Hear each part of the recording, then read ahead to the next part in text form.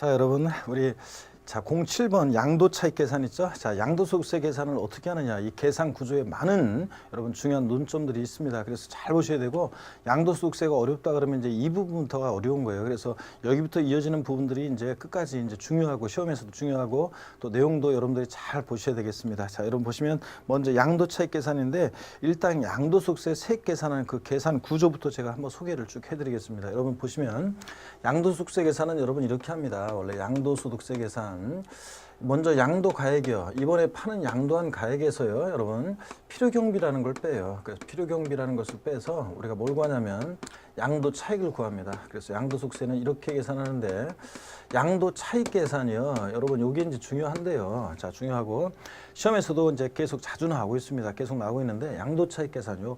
양도소득세는 양도소득에 부과하는 세금이잖아요. 그러니까 정확히 얘기하면 양도차익이 있어야지. 뭐 예를 들어서 1억 원에 샀는데 1억 원에 팔았다거나 1억 원에 샀는데 7천만 원에 팔았다거나 그러면 양도소득세 부과되지 않겠죠. 그래서 양도소득세는 양도차익에 부과하는 그런 세금입니다.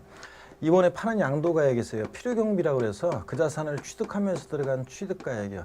내가 예전에 그 재산을 2억 원에 매입했다. 그럼 매입한 가격 2억 원에다가 예를 들어서 옛날에 사면서 취득세라든가 뭐 등록세라든가 옛날 같으면 그 세금 낸 거 조세라든가 공과금이라든가 또 뭐 법무사 비용이 들었다거나 중개사를 통해서 그걸 취득했다 그러면 소개비라든가 이렇게 그 매입한 가격에다가 또 취득 관련한 그 부대 비용, 조세 이런 것들을 취득 가격으로 합니다.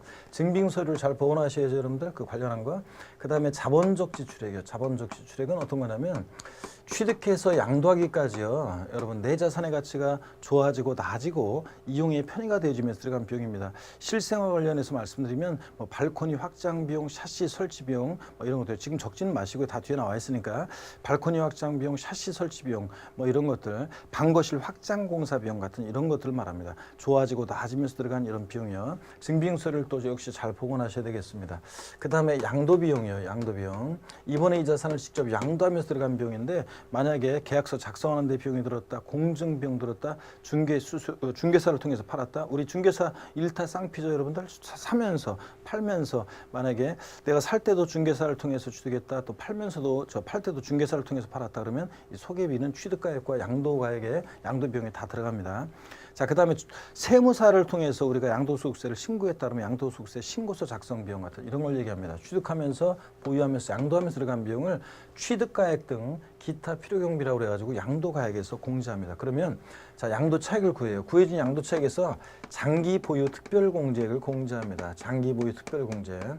자, 장기보유 특별공제액은 자, 어떤 거냐면 이것은 장기 보유자를 유도하고 장기 보유를 유도하고 우대해주기 위해서 인정하는 거예요. 여러분들 국가적으로 봤을 때요, 개인적이 아니라 국가적으로 봤을 때 사람들이 부동산을 장기간 보유하고 파는 것이 좋은지, 아니면 장기 그러면 우리 양도세에서는 되게 3년 이상을 얘기합니다. 단기 그러면 1년 이내를 얘기하는데 사람들이 국가적 입장에서, 자기 개인적이 아니라 국가적 입장에서 한번 생각해 보세요. 국가의 입장에서 봤을 때 사람들이 부동산을 장기 거래하고, 그러니까 장기 보유하고 거래하는 것이 좋겠습니까? 아니면 단기 1년 내에 단기 보유하다가 팔고 이렇게 하는 것이 좋겠습니까? 이렇게 한번 생각해 보세요. 그래서 제가 이렇게 물어보면 대부분의 수험생들이 단기 거래, 그러니까 1년 내에 보유하다가 팔고 1년 내에 보유하다가 팔고 이렇게 하는 것이 국가적으로 좋다 이렇게 생각합니다. 왜 그러냐 그러면 양도소득세 세금을 많이 걷으니까 자, 그렇다고 얘기하는데, 여러분 우리나라가 양도소득세 갖고 돌아가는 나라가 아니고요. 만약에 사람들이 단기 거래를 주로 한다고 해보세요. 어떤 사람이 몇 개월 보유하다가 부동산을 팔아요. 그러면 손해보고 안 팔겠죠? 얹어서 팝니다.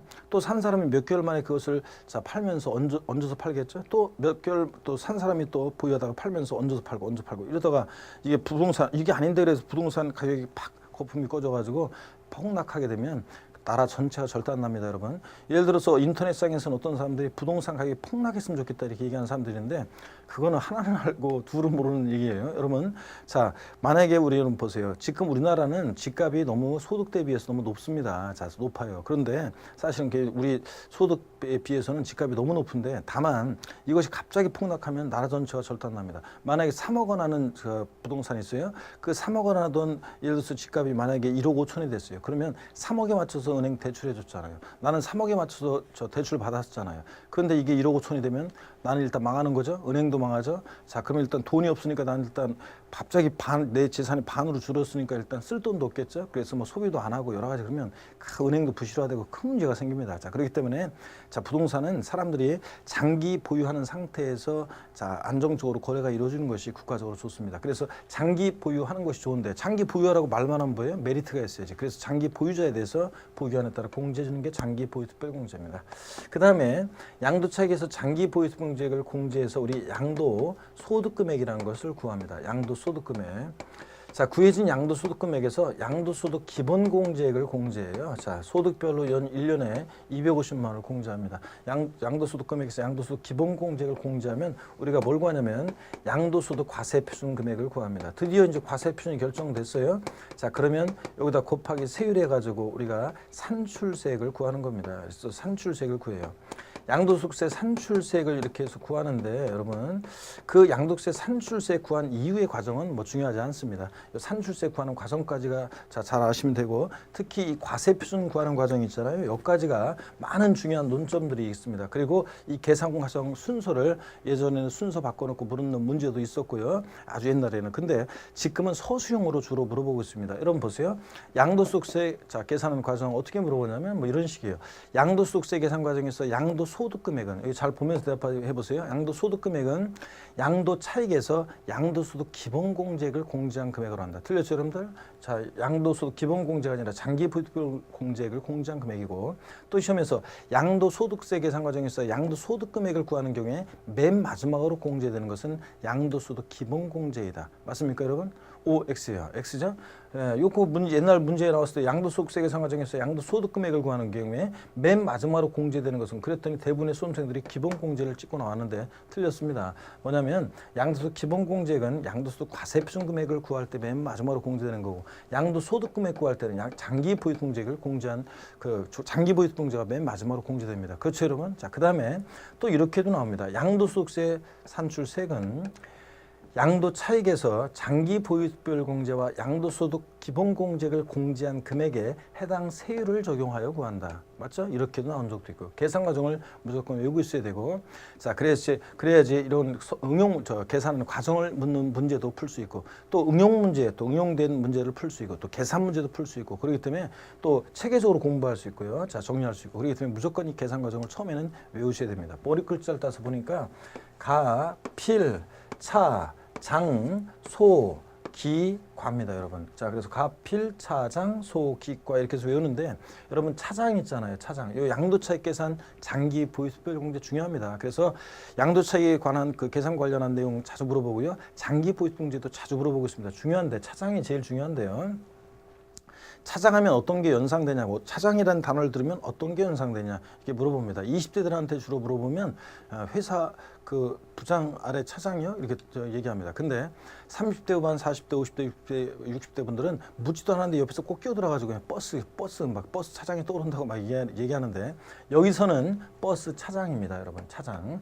자, 옛날에 20대 초반에 아리따운 처녀가 지방에서 상경에서 도시에서 버스 차장이라고 있었죠. 버스에 옛날에 안내양이 있었잖아요. 버스 차장이라고 있었는데 출발 오라이 하고 뭐 요금도 받고 막 손님 안내도 하고 뭐 요번에 내리실 정거장은 어디다 이런 것도 지금은 다 기계가지만 예전에는 사람이 다 했었습니다. 자, 그럴 때 그 버스 차장이요.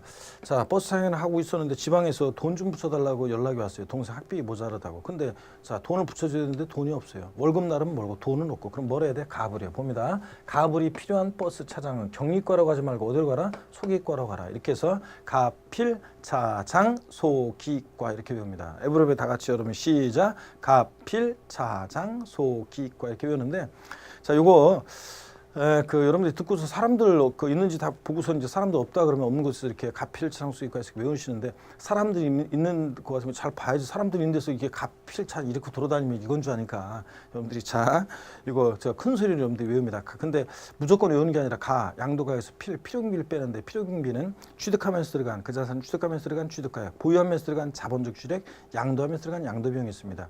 이래서 가필차 양도차익을 구하고 장기보유공제액을 공제해서 소 소기과죠. 양도소득금액 구하고 기본공제를 공제해서 과세비중 구한다. 이렇게 여러분이 외웁니다. 아셨죠, 여러분? 자, 다 배운 다음에 이제 특히 또 가필, 차장, 소기과 하면서 배운 내용을 쭉 여러분들이 리마인드 하셔야 되겠습니다. 그럴 때 자, 여기 보시면 양도차익 계산할 때 여러분 잠깐 보겠습니다.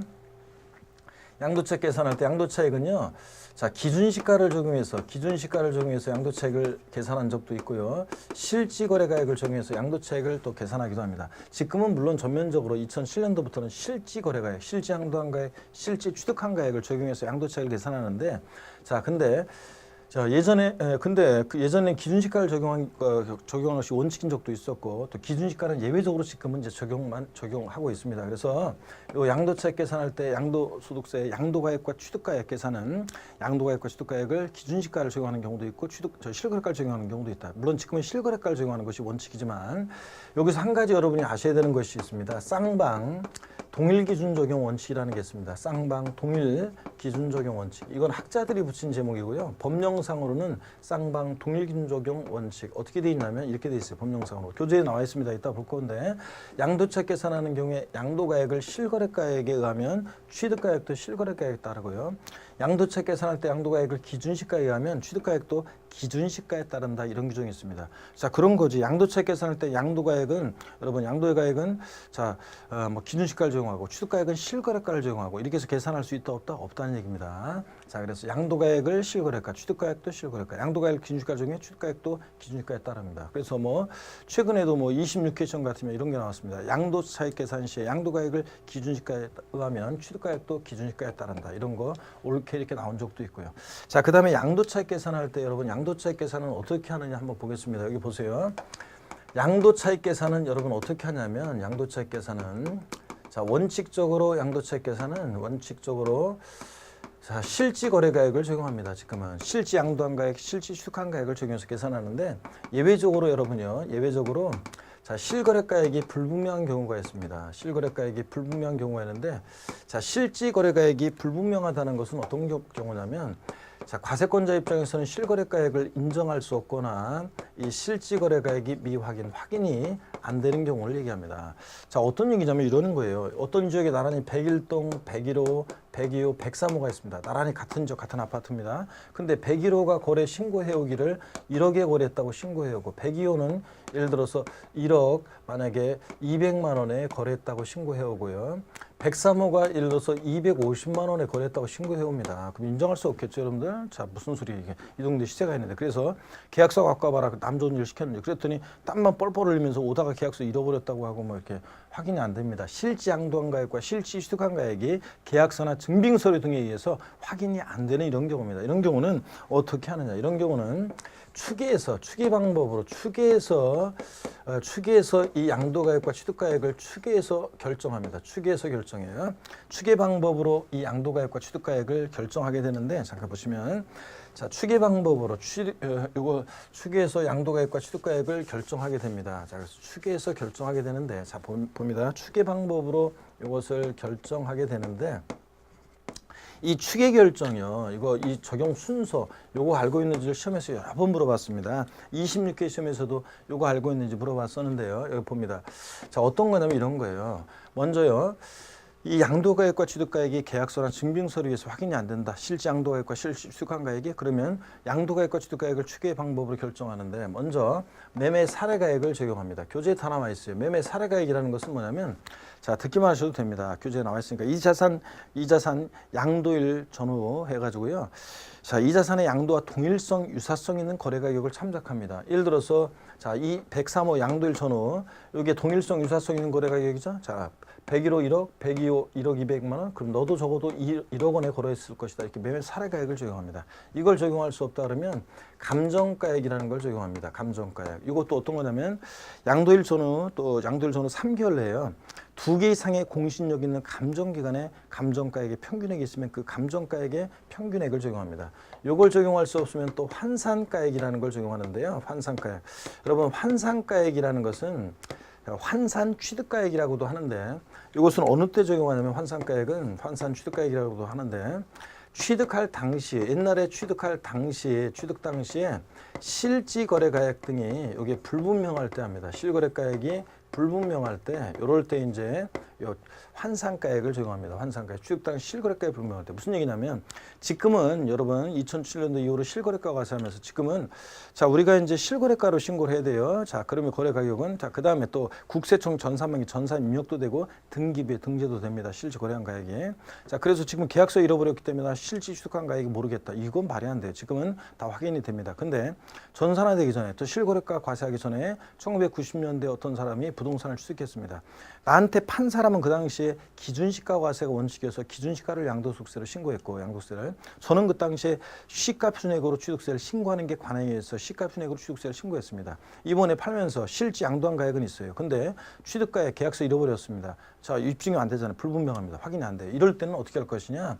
취득가액을 환산하게 되는데 여러분 환산가액은 어떻게 구하냐면 이렇게 구해요. 환산가액은 자 법령에 교재에 다 있습니다. 환산가액이라는 것은 이번에 파는 양도 당시의 실지 거래가액 여기다가 양도 당시의 기준시가분의 취득 당시 기준시가를 곱해서 구합니다. 말하자면 기준시가를 가지고 실지 거래한 가액을 환산한 가격입니다. 그래서 자 양도 당시 실거래가액에다가 양도 당시 기준시가분의 취득 당시 기준시가를 곱해서 구합니다. 이 환산가액 같은 이런 것들은 뭐 최근에 시험에 이미 계산 사례 문제가 나왔기 때문에 자 다행스럽게도 여러분께는 다행스럽게도 시험에 계산 문제가 이미 나왔기 때문에 또 계산 문제가 나올 가능성은 없지 않습니다. 그렇지만 환산가액 어떻게 구하는지 그래도 좀 눈여겨봐 놨습니다. 양도 당시 실거래가액 곱하기 양도 당시 기준시가분의 취득 당시 기준시가를 곱해서 구합니다. 또는요, 또는 기준시가로 또는 기준시가에 의해서 또는 자 봅니다. 기준시가로 또는 기준시가에 의해서 양도 차익을 계산하는 경우도 있습니다. 기준시가로 또는 자 봅니다. 또는 기준시가로 계산하는데 자 봅니다. 기준시가로 예외적으로 기준시가를 적용하는 경우도 있긴 있습니다. 자, 그럼 순서를 볼까요, 여러분? 자, 먼저 추계 결정은 추계 방법으로 추계 결정은 어떤 경우에 하느냐? 취득가액이 그러니까 실지 거래가 한 가액이 양도 당시 취득 당시 실지 거래한 가액이 인정되지 않거나 확인되지 않는 계약서 등에 의해서 확인이 안 된다. 증빙서류에 의해서. 그럴 때 자, 추계 결정하게 되는데 어떤 순서로 추계 결정하느냐? 자, 순서를 봅니다. 순서 뒤바뀌면 틀려요.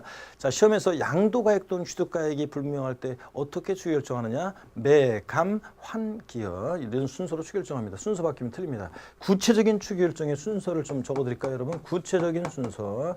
자, 교재 다 있습니다. 구체적인 적용 순서는 여러분, 구체적인 적용 순서는 이렇습니다.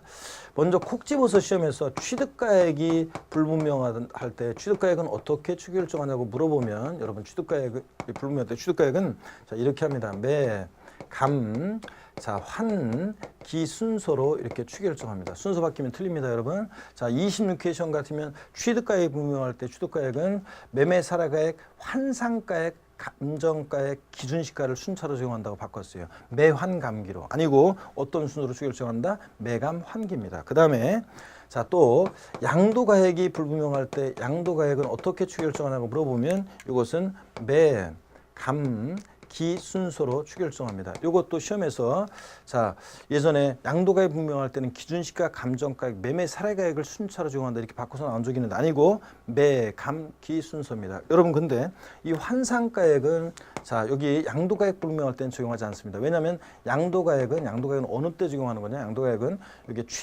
양도가액은 환산가액은 어느 때 적용하는 거냐면 아까 얘기했어요. 취득할 당시 옛날에 실거래가액 불분명할 때 적용하는 거니까 이번에 양도가액이 불분명할 때는 적용하지 않습니다. 그래서 요거 환산가액 들어가면 틀립니다. 25회 시험인가는 또 이때 이렇게 나왔습니다. 양도가액이 환산가액은 양도가액이 불분명할 때 추계할 때 적용하는 것이지 취득가액을 추계할 때 적용하는 것이 아니다 이렇게 나왔습니다. 뒤바뀌었죠? 반대로 자 환산가액은 취득가액을 추계할 때 적용하는 것이지 양도가액을 추계할 때 적용하는 것이 아닙니다, 여러분. 아셨죠? 이거 꼭 알아둡니다. 매감 환기 또 매감기 순서예요. 여러분 꼭 알아두시면 되겠습니다. 자 그러면 여러분. 교재 거기 한번 보시겠습니다. 교재 07번 양도차익 계산 구조 여러분 봅니다. 자 왼쪽에 보니까 가필 저 머리 글자에 동그라미 하시면 가필 차장 소기 과 이렇게 여러분들 하시면 되겠습니다. 그래서 곱하기 세율에서 산출세 구하고 그 이하 과정은 중요하지 않습니다, 여러분. 자, 한번 보시고요. 그 다음에 실거래가로 양도차익 계산한다는 거 여러분들 자 이런 것들 보시고 그 얘기들 이제 자세한 것은 넘어가서 한번 보겠습니다. 자, 보시면 넘어가서 다음 페이지에 양도차익 계산입니다. 보시니까 양도가액과 취득가액의 산정이요.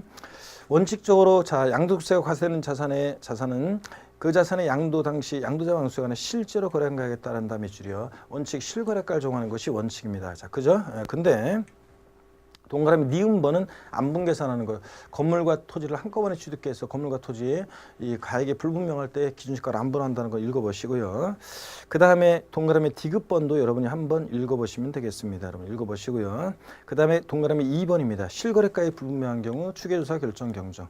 양도가액 또는 취득가액을 실거래가액에 따라 정하는 경우로서 장부나 그 밖의 증명서류에서 해당 자산의 양도 당시 또는 취득 당시 실거래가액을 인정 확인할 수 없을 때는 양도가액과 취득가액을 매매사라가액, 감정가액, 환산가액 또는 기준시가 등에 따라 추계조사 결정 경정할 수 있다고 되어 있습니다. 구체적인 적용 순서를 자 요걸 중요 표시해놓고 꼭 보셔야죠. 26개 시험에 또 나왔었지만 취득가액이 불명할 때는 어떻게 추결정한다. 머리 글자를 따서 동그라미 하시면 되죠. 매, 감, 환, 기 순서로 추결정합니다.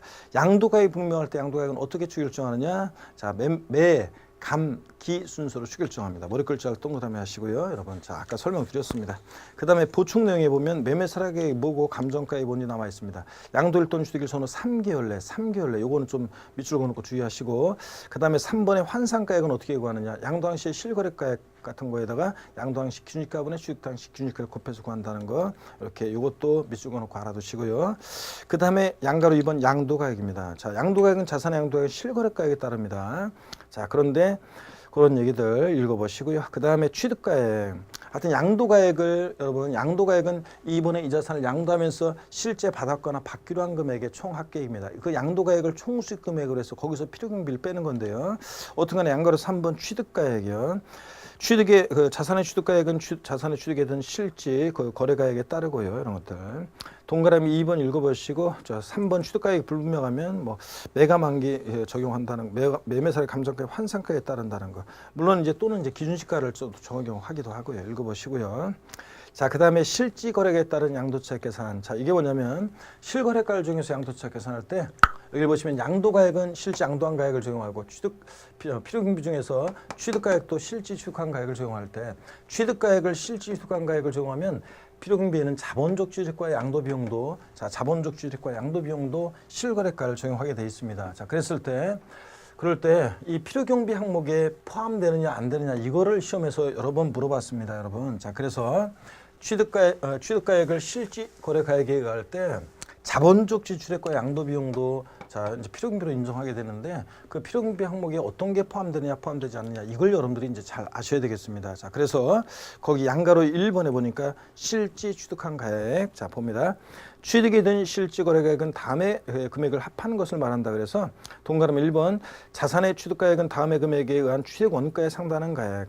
자, 다만 여기 비추입니다. 현재가 차린 차금이라는 것은 포함하는데 부당행위 계산에 따른 시가초가액은 제외한다 밑줄이요. 여러분, 현재가 차린 차금이라는 것은 이자액과 관련한 비용인데 이거 포함을 해요. 근데 부당행위 계산에 의한 시가초가액은 제외합니다, 여러분. 자, 요거 밑줄을 그어놓으시고요. 뭐 이런 겁니다, 여러분. 자, 어떤 거냐면 현재가 차린 차금이라는 것은 뭐 예를 들어서 이런 거죠. 갑과 을이 거래를 하는데 어떤 자산에 대해서 거래 대금이 예를 들어서 거래 대금이 만약에 자 1억입니다. 거래 대금이 1억인데 이것을 만약에 10년 예를 들어서 뭐 10년 후에 지급하기로 합니다. 뭐 몇 년 후에 10년 후에 지급하기로 한다. 이랬을 때 자 보세요. 현재 1억인데 이것을 10년 후에 똑같이 1억을 주면 되겠습니까, 여러분? 안 되겠죠? 자, 그래서 이거 이자와 관련한 그 비용이 붙겠죠. 그래서 1 플러스 R에 뭐 1년 이런 식으로 해서 1 플러스 R에 뭐 10년 같으면 10년 이런 식으로 N년을 곱하죠. 10년 곱해요. 자, 그러면 이게 이제 예를 들어서 1 플러스 R에 N년을 했더니 이게 이제 10년을 했더니 뭐 예를 들어 10년 후 같으면 그렇고 그래서 N년을 했어요. 그랬으면 몇 년 후에 지급하기로 했을 때 이게 1억 2천만 원이 됐다고 쳐요. 자, 그러면 이 미래 가치 1억 2천만 원을 현재로 당겨봤을 때 차금 빠지는 게 얼마냐 그러면 이 이자액 상당액과 관련된 비용이 빠지는 거잖아요. 자, 이래서 현자가 차린 차금이라는 거 요거 2천만 원 결국 이것도 내고 이 사람이 취득하는 거잖아요. 이거 결국은 그래서 이 사람이 10년에 지급하기라면 1억 2천만 원을 내고 취득할 거 아니에요. 자, 그렇기 때문에 이 현자가 차린 차금이라는 거 이자액 상당액과 관련된 비용인 2천만 원 요것도 결국은 어떻게 한다? 취득가액에 포함한다는 얘기입니다. 이렇게 결론만 알아두세요. 자, 그다음에 부당행위 예산에 의한 시가초과액은 제외한다고 그러는데 이것도 한 번만 이해하시면 됩니다. 여러분 어떤 거냐면 예를 들어서 우리 나중에 이것은 우리가 본격적으로 좀 배우게 되는 건데요. 나중에 또 본격적으로 배우게 되는 건데 부당행위 계산 부인 특례라는 것을 나중에 우리가 배우게 됩니다. 그럴 때 자, 어떤 얘기냐면 그때 또 배우겠지만 이런 겁니다. 예를 들어서요. 여러분 한번 봅니다. 갑이라는 사람과 을이라는 사람이 있는데 자, 이 부동산의 시가가 예를 들어서 1억짜리예요. 근데 을이 지급한 대가가 예를 들어서 1억 만약에 1억 5천만 원입니다. 1억 5천만 원이요. 그러면 여러분 보세요. 자, 남남 사이 같으면 시가 1억짜리 1억 5천에 비싸게 샀어요. 여기서 시가보다 높게 고가로 취득한 을이요. 남남 사이 같으면 뭐 비싸게 사든 말든 뭔 상관이 있어요. 여러분들 1억짜리를 갖다 1억 5천에 사든 2억에 사든 자기 마음이지. 근데 자, 문제는 이게 이제 친족관계 등 특수관계가 있을 때가 문제예요. 그래서 특수관계자 간에 친족관계 등 특수관계가 있는 자 간에 이것을 자, 시가보다 높게 이제 고가로 양수 취득했다는 얘기인데요. 이럴 때 이제 문제가 되는 거예요. 을이 이것을 갖다가 제3자 병에게 3억 원에 양도할 때요. 을은 어떻게 양도세를 신고하냐면 양도 가격 3억 자, 판 거 취득 가격은 실제 취득한 가격이라고 하면서 1억 5천에 취득했다고 해서 양도차익을 1억 5천 이런 식으로 계산해서 양도세를 신고합니다. 근데 관할 세무서에서는 봤더니 여러분 보세요. 자, 얘가 알고 봤더니 얘가 형이고 얘가 동생입니다. 여러분 자, 이렇게 마음 착한 큰형님이 있어가지고 동생 1억짜리 부동산을 1억 5천에 실제로 5천이나 더 얹어주고 사는 마음 착한 큰형님이 있느냐? 자, 그렇지 않다는 얘기입니다. 자, 현실 속에서는 뭐 그렇지 않아요. 대부분 우리 세법에서 아니 그런 사람이 있다고 쳐도 우리 세법에서는 그렇게 보지 않습니다. 계약서상으로만 이렇게 업계약서 썼을 가능성이 계약서상으로만 이렇게 쓸 가능성이 높다고 봅니다. 자, 그래서 보세요. 특수관계자 간에 이렇게 시가보다 높게 취득했을 때는 따져봐요. 시가와 대가의 차이가 금액으로 3억 원 이상 차이가 나는지 여기서는 이제 5천만 원 차이가 나죠. 또 시가와 대가의 차이가 자, 시가의 5% 이상 차이 나는지 따져봐요. 시가의 5%면 여기서는 500만 원인데 1억이 5%면 500만 원이죠. 이상 차이가 나죠. 이게 5천만 원 차이가 나니까. 그러면 얘들이 조세를 부당히 감소시킬 목적으로 거래했다고 봐가지고 얘네들의 계산을 부인해요. 그리고 시가를 양도가액이나 취득가액으로 다시 결정합니다. 이 시가를 양도가격이나 취득가격으로 다시 결정해요. 그래서 관할 세무상이 다시 결정해요. 양도가격은 3억, 취득가격을 시가로 하니까 1억 이런 식으로 해서 양도차익을 다시 결정합니다. 나중에 이게 배워요. 부당예산 부인 특례에서. 그러면 여기서 보세요. 부당행위로 계산된 이 시가초과액 요 사례 같으면 1억짜리 1억 5천에 샀을 때 5천만 원은 취득가액에 포함한다 안 한다는 얘기입니다. 그래서 여기 여러분 그 얘기입니다. 밑줄 그어놓으시고요. 자, 그 다음에 뭐 기업번 타인로또 매입한 자산은 매입한 가격에다가 자, 미출입니다. 그 산 가격에다가 취득세나 등록면세 기타 그 취득 관련한 부대비용, 조세 같은 거 이런 것들 미출이요. 또 니은번 이런 것들 자, 한번 읽어보시고요. 자, 그 다음에 이런 것들은 하여튼 포함한다는 얘기입니다. 매입가액에다가 취득 관련한 조세나 이런 것들 공과금 포함하고요. 동그라미 뭐 2번 취득에 관한 쟁수인 자산에 대해서 소유권 확보 등을 위해서 직접 소유된 소송 활용 등의 금액. 자, 내가 그 자산을 취득하는데 소송을 통해서 주겠다 그러면 이런 소송 활용 같은 것도 포함합니다. 또 그 지출한 연도에 각 소득 금액 계산에 있어서 필요금에 산입한 것을 제외한 금액. 요건 뒷동네 얘기는 무슨 얘기냐면 이중공제 방지 원칙이에요. 여기다 써놓으시면 됩니다. 이중공제 방지 원칙상 앞에서 소송 활용을 다른 소득 금액 계산할 때 필요금비를 산입했는데 이번에 팔면서 양도세 계산 시에 또 필요금비에 포함되면 이중공제 되잖아요. 그래서 다른 소득 금액 계산할 때 필요금비에 산입한 것을 제외한 나머지 금액만 소송 활용 포함하고요. 이런 것들. 동그라미 3번 당사자 약정에 의한 대금 지급 방법에 따라서 취득 원가에 이자 상당액을 가산해서 거래가액을 확정하는 경우에 해당 이자액 상당액이요. 이런 것도 포함합니다. 자, 그래서 거래 대금이 3억인데 요거 거래 대금 3억인데 지금 당장 줄 돈이 저 거래가 그러니까 요것을 2년 그러니까 이제 3년 균등 분할 상황으로 하자. 자, 대거래 대금을 대신 이자는 13% 붙이자. 뭐 그럴 때 이자 이런 것도 포함합니다. 이것도 내고 취득하는 거니까. 다만 당초 약정에 따른 거래가의 지급길 지연으로 인해서 발생하는 지연이자 연체이자 있죠. 이런 것들은 포함하지 않습니다. 지연이자 연체이자 포함하지 않고. 자, 그다음에 그 옆에다가 하나만 더 써놓으면 자, 주택 구입 시 또 하나만 써놓으면 주택 구입 시 여러분 집 살 때 주택 구입 시 대출금이자 있죠. 주택 구입 시 대출금이자 같은 이런 것들 대출금이자. 그럼 집 살 때 대출받아 집 샀을 때 이런 거 같은 거 이런 것도 필요경비에 포함하지 않습니다, 여러분들. 이런 것들 얘기합니다. 자, 그다음에 뭐 이런 것들 동그라미 4번 5번 같은 것은 동그라미 4번 5번 같은 것은 자, 동그라미 4번 5번 자, 이런 것들은 여러분 묶어 가지고 뭐라고 써놓냐면 동그라미 4번 5번은 이중공제 방지 원칙 써놓습니다. 동그라미 4번과 5번은 묶어서 그 앞에다 뭐라고 써놓냐면 이중공제 방지 원칙이에요. 이중공제 자, 방지 원칙. 다른 소득 금액 계산할 때 필요경비로 자, 산입을 해서 공제를 받았어요. 자, 동그라미 4번 어떤 거냐면 현재가 차린 차금을 취득원가에 포함하는 경우에 있어서 양도자산의 보유한 중에 그 현재가 차린 차금 상가계획이라는 것을 각연도 사업소득금액 계산 시평비 산입하였거나 산입할 금액인 때는 이를 취득가에서 공제한다 그랬으면 밑줄 쫙이요. 다른 소득금액 계산할 때 자, 이걸 현재가 차린 차금 상가계획이라는 것을 산입해서 보유한 중에 사업소득금액 같은 거 계산할 때 평균 산입했어요. 공제 받았어요. 이번에 양도세 계산 시에 또 공제받으면 안 되잖아요. 그러니까 요때는 취득가액에서 이제 이번엔 뺍니다. 공제예요. 자, 그래서 요 얘기고 동그라미 5번 필요경비를 계산할 때 양도자산 보유한 그 자산에 대한 감가상각비로서 각 과세기간의 수합소득금액 계산할 때 필요경비에 산입하였거나 산입할 금액일 때는 요번에도 역시 또 취득 요번에 요거는 것을 공제한 금액을 취득가액으로 한다 그랬습니다. 즉 그런 무슨 얘기냐? 현재가 차린 차금 상가계획이라는 것이든 또 감가상각비든 다른 소득금액 계산할 때 산입한 것은 이번에 양도소득세 계산 시에 자, 취득가액에서는 공제 뺍니다, 여러분. 포함한다고 바꿔요, 심에서는 취득가액에 포함한다 이렇게 바꿉니다. 아셨죠, 여러분들? 요거 자, 이번에 공제합니다, 뺍니다. 자, 이중공제 방지원칙상 그렇습니다. 이렇게 이해하시면 됩니다.